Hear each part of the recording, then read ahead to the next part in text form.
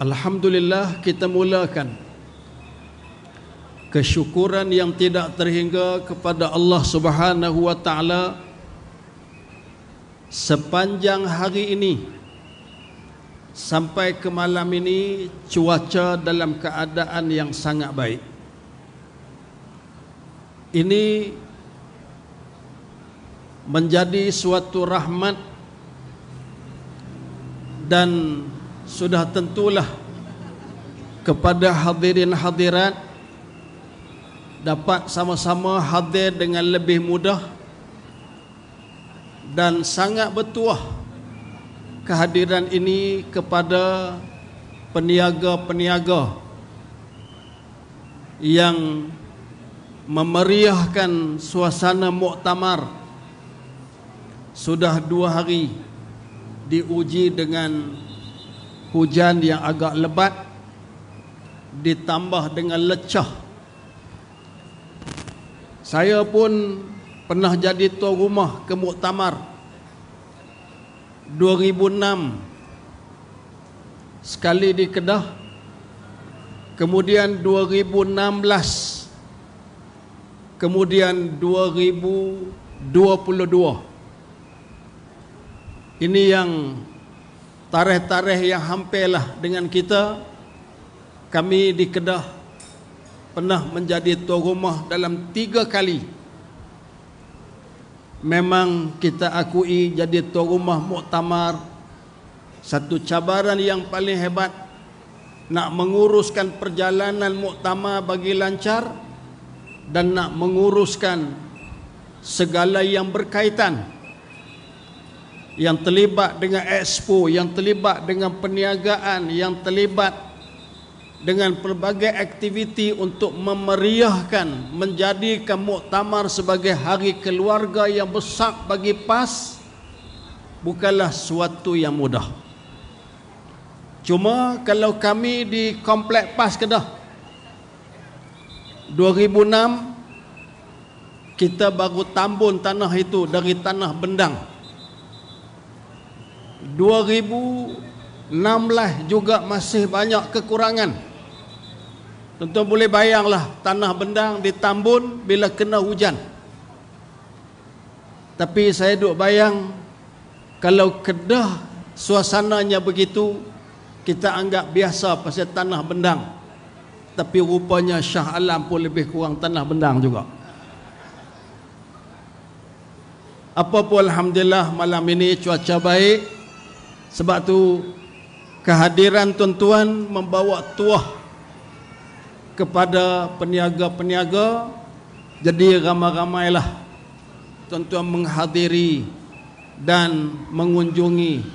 Ya, sila Yang berhormat Datuk Ustaz Haji Idris Ahmad.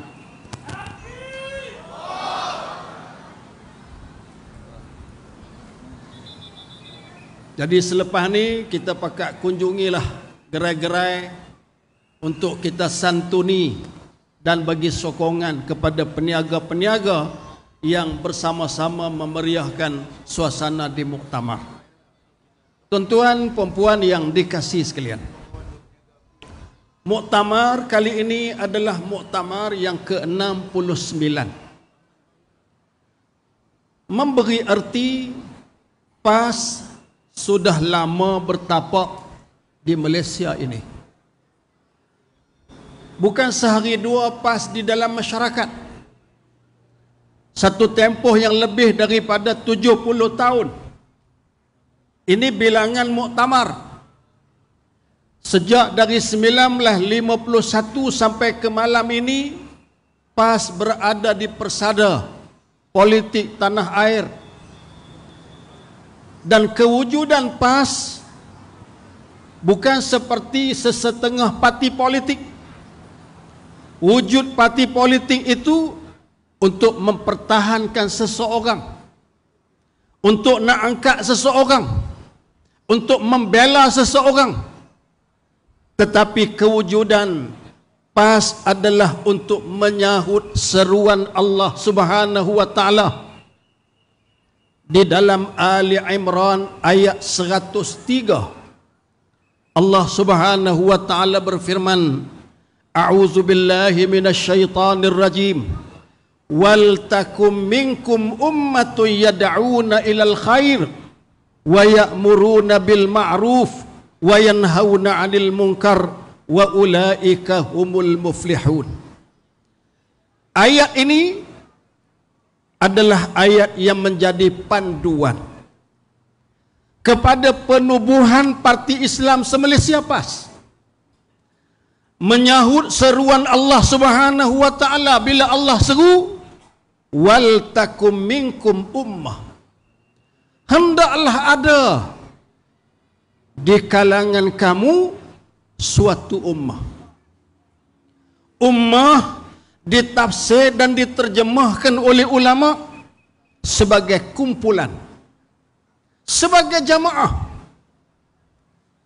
Lebih-lebih lagi sesudah mana tumbangnya kerajaan Uthmani Turki tahun 1924. Kalau 1924 artinya tahun depan sudah genap 100 tahun dunia kehilangan khilafah Islam yang menaungi dunia selama ini.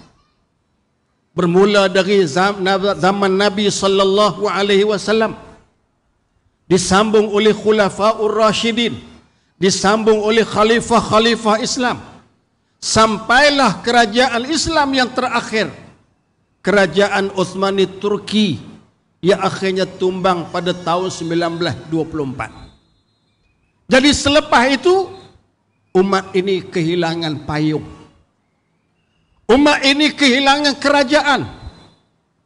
Jadi yang menggantikan kerajaan, yang menjadi payung ialah jamaah. Inilah tuntutan daripada Allah Subhanahu wa taala yang disambut oleh kepimpinan PAS pada satu waktu dulu. Para alim ulama di atas rasa tanggungjawab, atas rasa kewajipan yang perlu ditunaikan, lalu mereka sama-sama duduk berbincang dan akhirnya ditubuhkan Parti Islam se-Malaysia PAS tahun 1951. Tuan-tuan yang dikasihi sekalian, Allah Subhanahu wa taala senaraikan ada 3 tugas yang perlu dilaksanakan oleh taifah, oleh jamaah, oleh kumpulan yang mesti wujud di kalangan umat ini. 3 tugas itu. Yang pertama ialah yad'una ilal khair. Seru, ajak manusia untuk melakukan kebaikan. Apa maksud kebaikan? Maksud kebaikan ialah mengajak manusia untuk mengamalkan Islam. Kerana kebaikan tak boleh lari daripada ajaran Islam. Ajaran yang dibawa oleh junjungan Nabi sallallahu alaihi wasallam. Ajaran yang membimbing manusia untuk manusia bukan sekadar di dunia tapi sampai ke hari akhirat. Maka Allah perintahkan kepada jamaah ini, kepada kumpulan ini untuk laksanakan tugas yang pertama, ajak manusia untuk melakukan kebaikan. Yang kedua, ya'muruna bil ma'ruf. Perintah, suruh melakukan yang ma'ruf. Ulama-ulama menafsirkan yang dimaksudkan dengan perkara ma'ruf ialah kewajipan-kewajipan yang perlu untuk ditunaikan. Dari kewajipan yang bersifat individu, kita ada perkara wajib yang melibatkan diri kita masing-masing. Sampailah kepada kewajipan yang melibatkan keluarga, kewajipan yang melibatkan masyarakat, kewajipan yang melibatkan negara. Semua masuk di dalam perintah yang kedua. Dan yang ketiga, wayanhauna 'anil munkar. Tugas jamaah ini mencegah kemungkaran.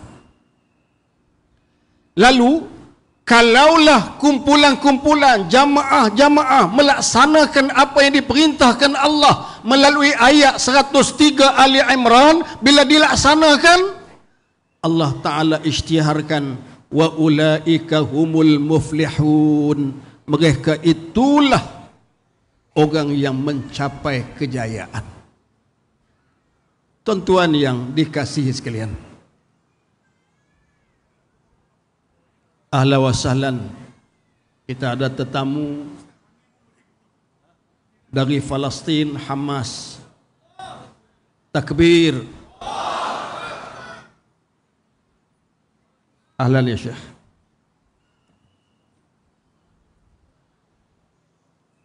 Jadi ini 3 tuntutan yang disenaraikan Allah yang menjadi dasar kepada penubuhan PAS.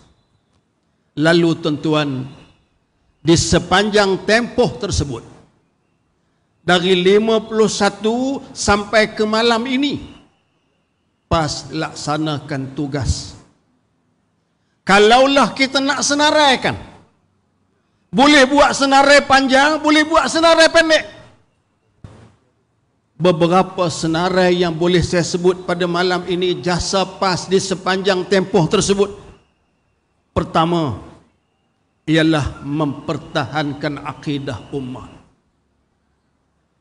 Ada waktu kita diuji, ada waktu kita berdepan dengan cabaran yang melibatkan soal pegangan, soal prinsip, soal akidah. Alim ulama PAS lah menjadi orang yang penting untuk mempertahankan akidah ini. Yang kedua, PAS menggagaskan dan memperkenalkan Islam yang syumul dalam masyarakat. Bila sebut tentang Islam yang syumul, sudah tentu kita menyedari bahawa cabaran yang pernah dilalui oleh umat Islam ialah apabila Islam dijuzuk-juzukkan. Dilihat Islam hanya menyentuh soal ibadah, Islam hanya menyentuh soal yang melibatkan pembentukan keluarga. Kalau kahwin, kalau bernikah, baru rujuk dengan Islam. Terhenti setakat itu. Tetapi Islam tidak dilihat dalam konteks yang luas, dalam konteks yang menyeluruh. Sila yang amat berhormat Tuan Syukri Ramli, sila. Ya berhormat Ustaz Afnan, tak perasan bila sampai. Minta maaf, Ustaz Afnan ni di mana-mana pun senang untuk dikenali dengan tubuh dia, tapi malam ni saya tak nampak dia. Berat ni.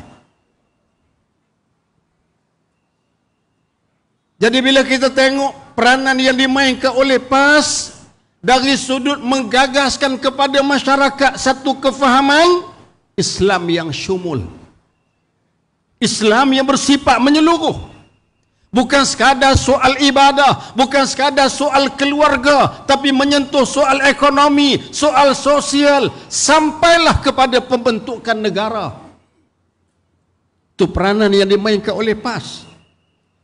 Yang ketiga, PAS telah memainkan peranan yang cukup besar untuk ketengahkan ke tengah-tengah masyarakat bahawa politik adalah sebahagian daripada Islam. Tuan-tuan, cabaran yang pernah dihadapi oleh dunia, fahaman sekular yang memisahkan di antara agama dengan politik, memisahkan agama dengan kehidupan bernegara, terpaksa mengambil suatu tempoh yang lama untuk alim ulama kita perbetulkan. PAS main peranan ini. Saya sampai ke hari ini terkenang. Waktu saya belajar di pondok bersama dengan almarhum tuan-tuan guru, di antaranya almarhum tuan guru Haji Yahya Junaid. Tok Guru Pak Yahya Junaid, lebih dikenali Tok Guru Pak Yahya Junaid. Dia pernah cerita, dia kata dia turun ke kampung-kampung tahun 60-an, tahun 70-an. Kalau cerita tentang Islam dari sudut sembahyang, puasa, zakat, tak ada masalah. Tapi bila masuk saja tajuk politik, pernah sekali bila sentuh saja politik sebahagian dari Islam, ada seorang tu angkat tangan. Terus tanya Tok Guru. Dia cerita berlaku di Kedah, Ian Kedah. Tok Guru, cuba Tok Guru bilang tengok rukun Islam yang 5 tu ada ke tidak politik? Cuba tuan-tuan tengok. Tu 60-an, 70-an. Dia pula tolong sebut kepada Tok Guru. Dia kata pertama mengucap 2 kalimah syahadah. Yang kedua sembahyang. Yang ketiga puasa. Yang keempat zakat. Yang kelima haji. Mana politik? Itu cabaran alim ulama pada waktu itu. Bila politik dipisahkan dari kehidupan, bila agama dipisah dari kehidupan, dipisahkan di antara politik dengan agama, itu kesan dia. 5 rukun Islam, tak ada politik. Tuan-tuan, tahu macam mana Tok Guru jawab? Bijak Tok Guru Pak Yajonek jawab mudah ya. Dia tanya balik orang yang tanya tadi, kamu kahwin ke tidak? Dia kata saya kahwin Tok Guru, anak 2 dah. Cuba hang bilang tengok rukun Islam. Tadi hang bilang kan? Mengucap, sembahyang, puasa, zakat, haji. Menikah 2 tahun dah. Kahwin duduk di mana? Ada lah 5 tu. Tak ada, dia kata. Tuhan menikah apa? Satu jawapan mudah untuk membuka minda supaya ada kesedaran bahawa rukun Islam yang 5 itu adalah tiang, itu adalah asas, itu adalah teras kepada agama.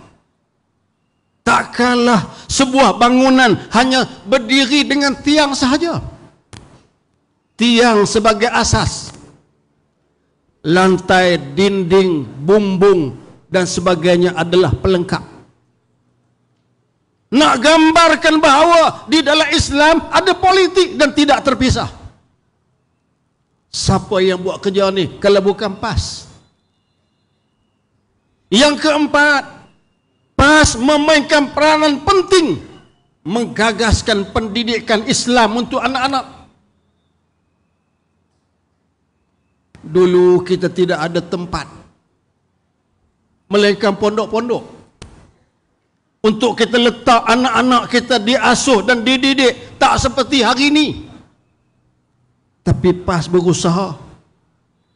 Bermula daripada kewujudan pondok-pondok yang diasaskan oleh alim ulama, diikuti selepas itu dengan ma'had tahfiz, diikuti selepas itu dengan sekolah rendah Islam, diikuti selepas itu dengan pasti, seriti, semiti yang hari ini bertaburan di seluruh negara dan banyak di negeri Selangor ini. Tuan-tuan, kita saksikan ini. Ini jasa yang dilakukan oleh PAS sejak daripada dulu sampai ke hari ini, memberi jasa yang sangat besar di dalam usaha membentuk pendidikan asuhan kepada anak-anak. Saya teringat kepada seorang tokoh, almarhum Ustaz Ni'mat Yusof. Dia dah mengajar di satu sekolah kerajaan pada waktu itu, tapi dia letak jawatan. Kemudian dia masuk di satu kampung, nama kampung Derang di Pokok Sena. Dia wujudkan satu sekolah di situ awal tahun 80-an. Kawasan masih hutan rimba. Dia usaha bangunkan sebuah sekolah yang dinamakan Ma'had Tarbiyah Islamiyah Derang. Tuan-tuan, Berapa ramai orang yang bertanya kepada dia, Ustaz sanggup letak jawatan pergi asas sebuah sekolah dalam keadaan yang serba kekurangan. Waktu tu kawasan Derang ni macam kawasan tempat jin bertendang. Bekalan air tak ada, hanya mengharapkan sungai.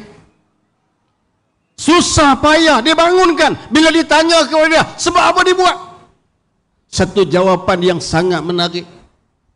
Dia kata, saya dah mengajar di sekolah kerajaan. Saya tahu macam mana cabaran menjadi guru. Pagi, saya sebagai ustaz yang masuk dalam kelas mengajar soal fiqh berkaitan dengan bab muamalah. Di antara perkara muamalah ialah wa ahallallahu al-bai' wa harrama riba. Allah halalkan jual beli, Tuhan haramkan riba.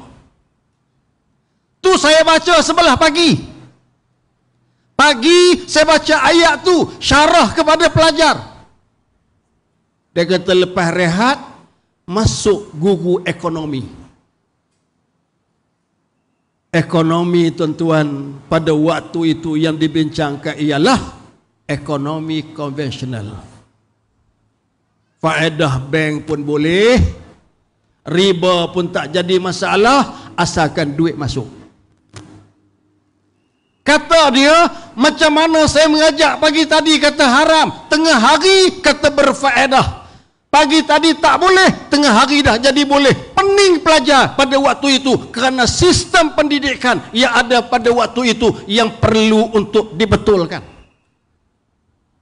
Ini tuan-tuan yang dilalui oleh alim ulama kita dalam tempoh perjuangan PAS yang begitu panjang. Kemudian PAS lah yang berusaha, para alim ulama, pemimpin, tuan-tuan semua, untuk meletakkan Islam pada semua bangsa. Islam bukan milik khusus kepada bangsa Melayu, tapi semua bangsa. Islam for all. Satu waktu dulu orang tak berani masuk Islam kalau dia Cina, kalau dia India. Bimbang masuk Islam itu dilihat meninggalkan bangsa dia. Seolah-olah Islam hanya milik eksklusif kepada orang Melayu. Diubah perkara itu dengan usaha yang berpanjangan. Sampailah Islam dijadikan asas dan dasar kepada negeri. Tahun 1990 Tok Guni Aziz mulakan sesudah PAS menang di Kelantan, meletakkan membangun bersama Islam. Hari ini 30 tahun lebih, malam ni sambutan 33 tahun. 33 tahun yang menggambarkan bagaimana sepanjang tempoh 33 tahun itu PAS memainkan peranan dengan satu gagasan besar, meletakkan Islam menjadi dasar pentadbiran negeri. Tuan-tuan, dalam dunia moden ada orang kata tak sesuai agama menjadi dasar negeri. Siapa kata tak sesuai? Hari ini negeri-negeri sedang meniru apa yang dilakukan oleh Kelantan, yang dimulakan oleh almarhum Tuan Guru Ni Abdullah Aziz Nikmat, yang memberikan suatu isyarat bahawa sesuai, relevan dalam dunia moden hari ini menjadikan Islam sebagai dasar kepada negeri. Dan insya-Allah tuan-tuan yakinlah Islam akan menjadi dasar kepada negara kita ini, insya-Allah. Ini perjuangan yang panjang.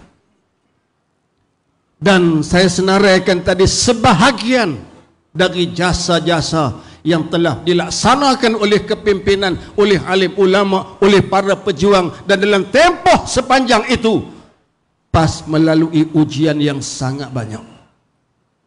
Alhamdulillah, tahun ini kita dapat bermuktamar dalam keadaan rakyat menyaksikan PAS di peringkat parlimen mempunyai kerusi yang paling banyak.